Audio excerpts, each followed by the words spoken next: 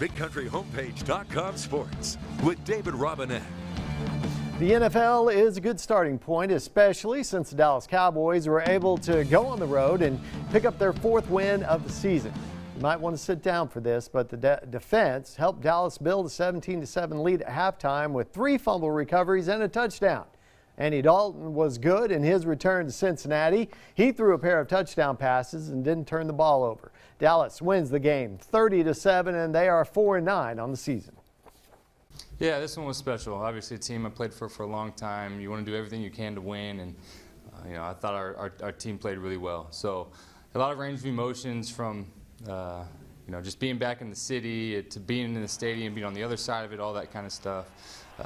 Good to have the emotion at the end of being very happy that we got this win. We clearly know what we need to do. We need to improve and get better, and I think that'll take care of itself. I mean, we understand where we are, and you just look at the last 5 days that we've had. The San Francisco 49ers are coming to Arlington for the Cowboys' 14th game of the season. Dallas is technically still in the playoff hunt. Texas Tech announced today they are firing offensive coordinator David Yost. That is making Eastland quarterback and Texas Tech commit BEHREN Morton think. Morton tweeted that, quote, with the recent changes in regards to the Texas Tech offensive coordinator role, I've decided to take some time to reflect on the situation before moving forward, unquote. Morton was planning to sign on Wednesday and enroll at Texas Tech in January. We'll see what happens next. Now to college basketball. The ASU men lost for the first time this season last week in their game with the Texas Tech Red Raiders. The Wildcats almost pulled off the stunner against the Red Raiders in Lubbock. It's what you call a good loss for ASU, and head coach Joe Golding liked what he saw from his team during the game. Very thankful for them for giving us the opportunity to go play, and then it was a great college basketball game. It was two teams really good on the defensive end right now, so both teams still trying to figure it out a little bit on the offensive end, and it was just back and forth. Obviously they jumped us early, and then I was really proud of our guys' fight to hang in there, and we obviously made a run at them to start the second half, and it just became a back and forth possession game. So was proud of our guys' effort, proud of competing. Obviously anytime you can go on the road against a top 15 team in the country and play a 1 or 2 possession game, I think it says a lot about where our program is right now and where we're headed. The Wildcats host HSU on Wednesday in their only game this week.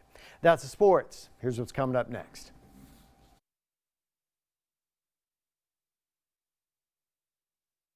This is Big Country.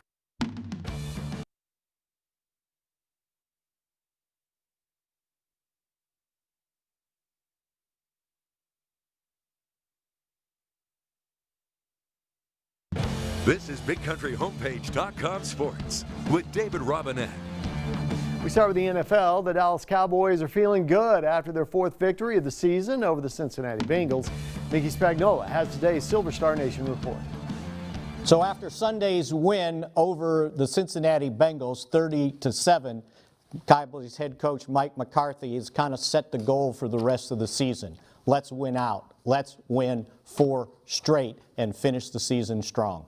Made reference to it in a team meeting earlier this week, and I thought that definitely was the one of the foundation blocks in my time in Green Bay. Those last 4 wins, because it was something that we built on, talked about, emphasized throughout the whole offseason, and then in 07 we were an overtime loss away from being in the Super Bowl. So I definitely do believe success at the end of the season is definitely catapults you into your off-season program and can very well factor into the next year, because let's be honest, if you start fast in this league, you're at such an advantage going in as far as your season moves on. So definitely, to accomplish that, I think would say a lot about our football team, especially what we've gone through. Now to win 4 straight, you have to win 2 straight first, and the Cowboys haven't won back-to-back games since last year. For the Silver Star Nation, Mickey Spagnola here at the Star. Now to college football news that impacts local high school football. Texas Tech announced today they are keeping Matt Wells as head coach, but firing offensive coordinator David Yost. That announcement is making Eastland quarterback and Texas Tech commit BEHREN Morton think.